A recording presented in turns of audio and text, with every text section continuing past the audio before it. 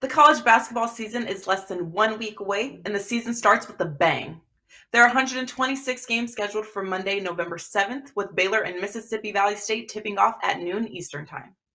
We have 2 ways to help you get this season underway. Number one, as we did for the start of the NHL season and as well as the beginning of the NBA season, all 7-day college basketball packages will be only $49 through Sunday, November 13th at midnight. Number two, head to Ralph Michaels' homepage at WagerTalk.com and get the free 100-page college basketball preview. The shortcut to Ralph's page is wt.buzz/rm. This 100-page guide has returning starters, percentage of returning minutes, last season's overall stats, as well as conference-only statistics, plus against the spread and over-under data. It also includes coaching data, conference previews, and a forecast for each conference. Whether it's a 7-day college basketball package, checking the WagerTalk odds page for updated numbers, or downloading the free college basketball guide, enjoy this season. And March Madness will be here before we know it.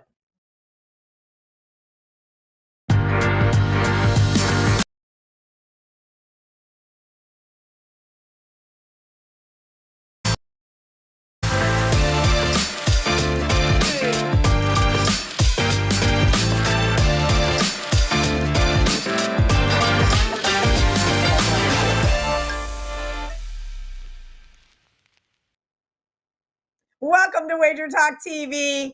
Okay, wrong show. This is Bet On It.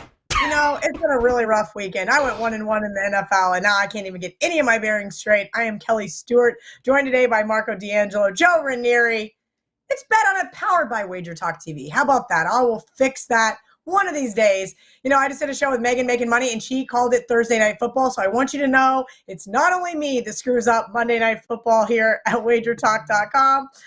Marco D'Angelo, I'm going to let you go first, only because you were, well, kind of venting before the show. How was your weekend? Saturday was good. I can't complain at all about Saturday. We hit our big 5% play. Sorry, Kelly. I went with Texas against K-State. But Sunday was an absolute bloodbath. No way to sugarcoat it. We did well on our NFL show here on Bet On It, but I always tell you personally what I did. And, well, when the dust settled, let me say they were looking at my dental records to identify my body after yesterday's carnage in the NFL. And I have two teams that are dead to me, Kelly. I don't know. The Indianapolis Colts are officially retired.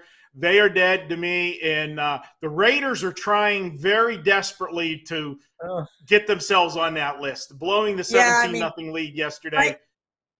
Frank Reich gets fired. I'm shocked that Josh McDaniels still has a job on this beautiful Monday morning. That was a bad one, too. The Colts, I got the Patriots side of things correct, right?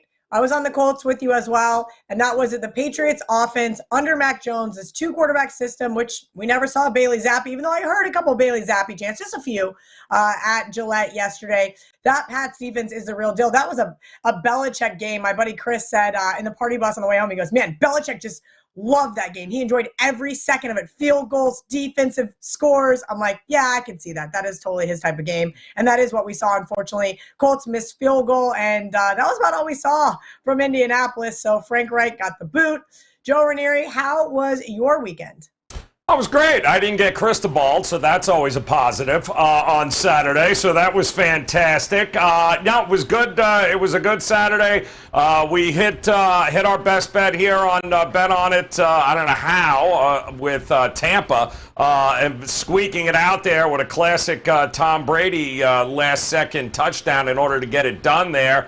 And the Jets came through. My New York Jets actually won outright, but I was more interested in the under, and that one also hit there. Divisional unders continue to roll here, Cal. It's not something we can deny anymore. It is a real thing in the NFL.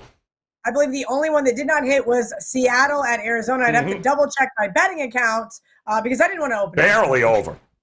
I did not want to open it this morning. I did hit both of my best bets this weekend, which was really nice. Iowa State -7 in college and the Bears +5 yesterday in the NFL. So I will not complain. But, man, it has been frustrating. Joe mentioned I did crystal ball myself, and there was multiple other dogs that were on my list. I wrote it in my blog. I said, is it Virginia? Is it Liberty? Is it BYU? Apparently, I'm just thinking wrong here. or thinking long, whichever that might be. That being said, let's get on to Monday Night Football. This line, we've seen some definite movement. Opened Baltimore -3.5, total 49. Now down to 1.5. There are some Baltimore -2s on the WagerTalk odds screen, total 46.5.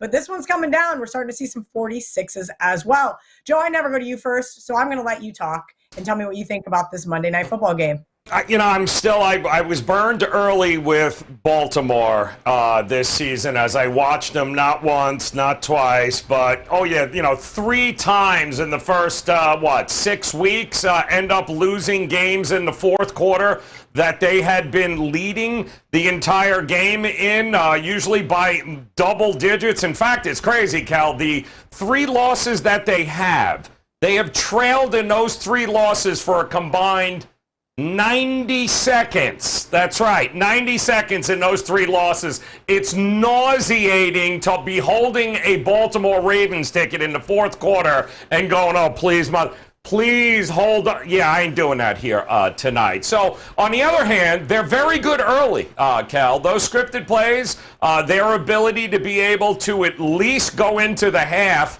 if not tied with the lead. All the problems for the Ravens happen in the second half. The Saints are kind of the reverse. They start slow, but then a bunch of their wins have come from behind. So they're a much better second half team than they are first half team. You know where I'm going with this, Kelly. It's not that difficult. I am not holding a Ravens ticket, waiting for a fourth quarter, hold on for dear life. So instead, I'm going to go Ravens in the first half here, Cal. I expect them to do what they normally do. Get out in front, hold the lead, and then blow it late. So, yeah, first half Ravens for me.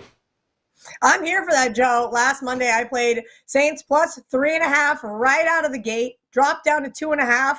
Come the show on Wednesday, I think we all actually had the Saints as our teaser leg. So I actually cashed all the teaser legs with the Saints, and then I added them to a couple of legs this week. I added them with the Seahawks at the Bucks and with the Pittsburgh Steelers. So let's hope that the Saints can just keep it respectable, right? Marco, better defense plus the points. What could go wrong?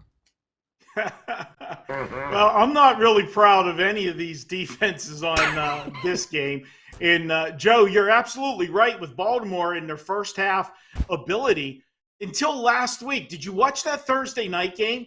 What was the game plan? He had Lamar Jackson throwing the football all over the football field the entire first half, and they went in at halftime losing 10-3, and then they come out in the second half, and they're running the football down Tampa Bay's throat. Total reversal of form. So, maybe he's just trying to change things up. I don't know, but it worked. They got the win last week. I'm looking at this one, and I know the knee-jerk reaction is to grab the Saints as a home dog on Monday Night Football. How much stock do you put in the Saints in their last 2 wins? Their win over the Raiders last week, because the Raiders, they shut them out 24-0, but we talked about the Raiders on the top of the show. Raiders jumped out to a 17-0 lead yesterday to Jacksonville and had 20 points at the half and never scored again.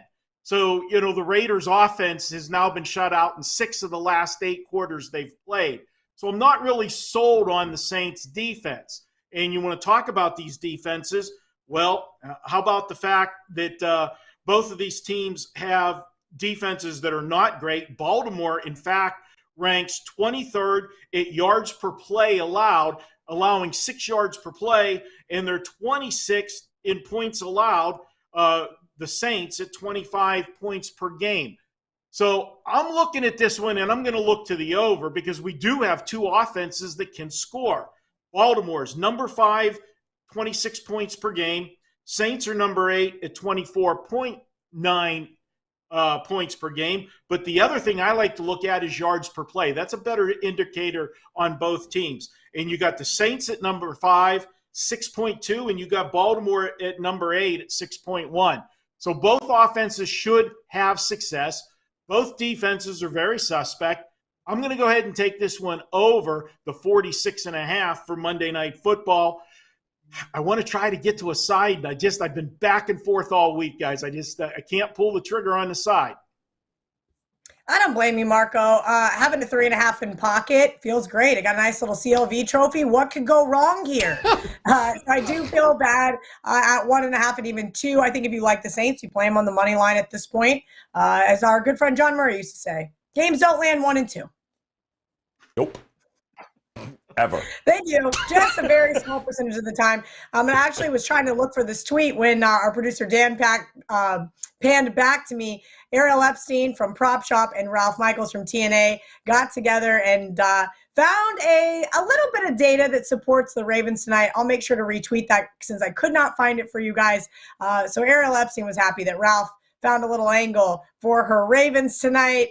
I need the Saints to win this game. I've got an NFC South ticket in pocket, and they are somehow tied with third place with the Falcons and the Bucks. Who would have thought? Not this girl.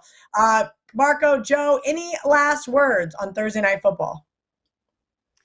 Only thing I'll say is I do realize that Baltimore, got a trade at the trade deadline, so they do have Smith, the linebacker, leading the league in tackles. But remember, he's just in camp 1 week, okay? So he's got to get himself acclimated. I don't think that's going to be an instant upgrade. It will help them moving forward, but you might have a couple situations where they blow some schemes with responsibilities, and we could get some plays over the middle with the Saints for the yardage. So I know people will chime in and say, yeah, the Ravens defense is going to be better now. Why are you taking the over? Just relax. It's going to take a couple games.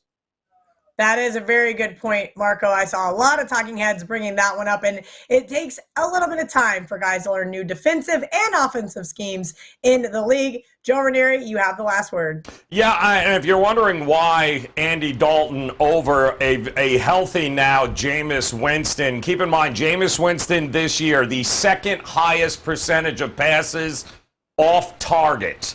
That usually leads into interceptions. So in other words, Jameis throws it and has no frigging idea where it's going. Andy Dalton has actually the league's best percentage of passes thrown off target. So he is spot on, and it means everything. You can't win in this league if you're turning the ball over. And if Jameis has no idea where the ball is going, whether he's healthy or not ain't going to make a difference. He ain't going to sniff the field. So it's the red rifle tonight for the New Orleans Saints. I was just going to pretend like Jameis isn't still healthy, and that's why we aren't seeing him under center, because I guess who has Jameis over passing yards for his season win? Yeah, that one's been a loss for a while. We're just going to throw that one in the trash. Hopefully, New Orleans can get the win tonight so we can get closer to that 8.5 wins and somehow squeak out an NFC South championship, if you will. Thank you guys for hanging out with us on this beautiful Monday afternoon. Marco D'Angelo at Marco in Vegas. Joe Raineri, no longer shadow banned, at Joe Raineri. Kelly Stewart. Until Wednesday, we'll see you then with Ralph, Ariel, and Andy. Let's bet on it. The college basketball season is less than 1 week away, and the season starts with a bang. There are 126 games scheduled for Monday, November 7th, with Baylor and Mississippi Valley State tipping off at noon Eastern Time. We have 2 ways to help you get this season underway. Number 1, as we did for the start of the NHL season and as well as the beginning of the NBA season, all 7-day college basketball packages will be only $49 through Sunday, November 13th at midnight. Number 2, head to Ralph Michaels' homepage at WagerTalk.com and get the free 100-page college basketball preview. The shortcut to Ralph's page is wt.buzz/rm. This 100-page guide has returning starters, percentage of returning minutes, last season's overall stats, as well as conference-only statistics, plus against the spread and over-under data.